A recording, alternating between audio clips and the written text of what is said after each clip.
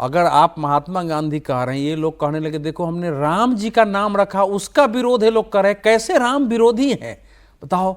ये भी तो सोचो ना कि आप कहां तक। महात्मा गांधी की समाधि पर भी राम ही लिखा हुआ राम ही लिखा हुआ है, वही तो पता है। अभी कल शिवराज सिंह जी भाषण दे रहे थे, उन्होंने कहा कि भाई वो भी तो राम राज्य की बात करते थे, गांधी जी भी तो राम राज्य की। देखिए असल में कांग्रेस का विरोध करना बिल्कुल स्वाभाविक है कि मनरेगा जो सोनिया गांधी की विशेष तौर जो नेशनल एडवाइजरी काउंसिल थी वहां से वो प्रस्ताव आया था, फिर सरकार में आया, फिर उसका कानून बना और देश को बर्बाद करने के लिए जो कुछ कानून सोनिया गांधी के शासनकाल, उसमें एक मनरेगा भी था। गांव के छोटे किसानों का किसानी खेती बंद हो गई, एक प्रकार से लोगों के मजदूर मिलने बंद हो गए। गांव में जो मेहनत करने वाला वर्ग था वो कामचोर और भ्रष्ट बनाने का था, बिना काम के इधर से मिट्टी खोदो उधर डालो, नहीं भी डालो तो बना दो। देखिए ये जो है ना, ये गांव के रोजगार के साथ जो विकसित भारत 2047 है उसकी दृष्टि से गांव में एक परमानेंट रोजगार का इंफ्रास्ट्रक्चर कैसे डेवलप हो। ये नहीं कि रोजगार के लिए आप 2 ईंटा इधर से उठा के इधर डाल दो, नहीं, ऐसे टिकाऊ ग्रामीण आधारभूत संरचना विकसित करो जिससे कि वहां आजीविका और रोजगार समय पर विकसित होता रहे, वहीं से पैदा हो। और इसकी जिम्मेवारी राज्य, पंचायत और केंद्र सब उठाए, ये नहीं कि केंद्र सही जरे। तो इसलिए इसका नाम ही अलग है।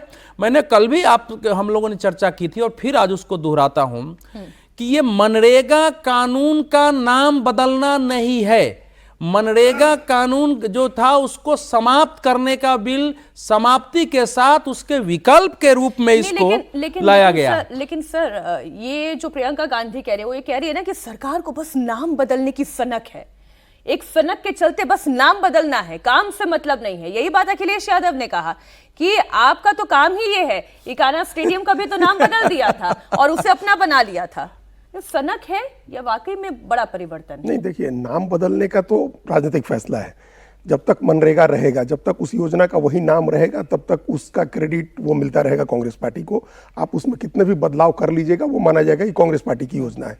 तो नाम बदलना तो एक राजनीतिक फैसला है, लेकिन नाम बदल के और एक इस तरह से एक्रोनिम बनाना, ऐसा एब्रिविएशन बनाना कि राम आ जाए, तो ताकि डिस्कशन महात्मा गांधी से शिफ्ट हो और राम जी पर जाए, ये एक तरह का ट्रैप है। नाम बदलना एक पॉलिटिकल फैसला था, ये एक तरह का ट्रैप है। में विपक्ष आ गई है, ट्रैप में विपक्ष का कुछ हिस्सा आ गया है। लेकिन हमारा ये मानना है कि कल्याण बनर्जी तो कह रहे बीजेपी के लोग गोडसे के आदमी है। वो भी एक अपना पॉलिटिकल नैरेटिव है जो उनको अपने चुनाव के हिसाब से वो सेट करना है। असली बात नाम बदलना नहीं है। देखिए असली चीज बिल का कंटेंट है, सरकार की मंशा है, उस पर बात होनी चाहिए। देखिए ये निश्चित रूप से इसमें कोई संदेह नहीं है मीनाक्षी जी की स्टेट्स पर बोझ आएगा। स्टेट्स के पास पैसा कहाँ है? स्टेट के पास तो पैसा है नहीं। और जब स्टेट्स पैसा नहीं खर्च करेंगी, अगर आप उनको कह रहे हैं कि 40% आप दीजिए, उनके पास पैसा नहीं है। एक एस्टीमेट है, कल जॉन ब्रिटास ने एक लेख लिखा है इंडियन एक्सप्रेस में, और उन्होंने एक अनुमान लगाया कि 50,000 करोड़ रुपए का एडिशनल बोझ आना है स्टेट्स के ऊपर। उन्होंने केरल का बताया कि 2 से 2,500 करोड़ रुपया केरल के ऊपर आएगा। अब अगर स्टेट गवर्नमेंट नहीं दे पाती है पैसा ये, तो योजना रुक जाएगी ना। अब ये डिमांड बेस्ड योजना नहीं रह गई है, अब ये अलॉटमेंट बेस्ड योजना है कि हम जितना अलॉटमेंट करेंगे उतने में ही काम चलाना है। अलॉटमेंट का पैसा खत्म हो गया तो उसके बाद आपके मांगने पर भी काम नहीं मिलेगा, और स्टेट मैचिंग देंगे नहीं पैसे, स्टेट के पास पैसा है नहीं।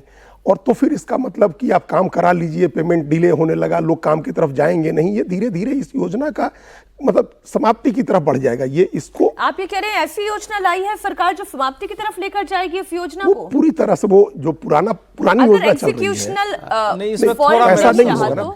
पैसा आएगा कहाँ से?